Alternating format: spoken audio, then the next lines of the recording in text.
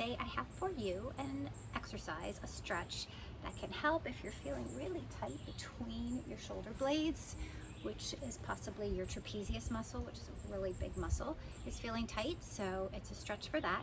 And then we'll add a little side body stretch, which is always good. So you can start in any kind of seat, on the ground, on a chair. You can even do this standing. You're going to interlace your fingers in front of you and then turn your palms out, away from you, and then round your back. Imagine you're holding a big beach ball in your lap. And notice that stretch between your shoulder blades. Slowly rise back up, unlace your fingers, place one hand down, reach the other arm up, and then over for a side body stretch. Lower that arm down, opposite arm comes up and over.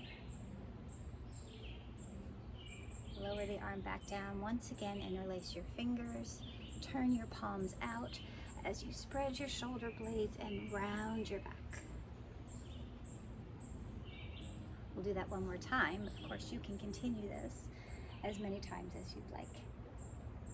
As you're doing the side body stretch, try to keep both hips, your sitting bones, down on the ground.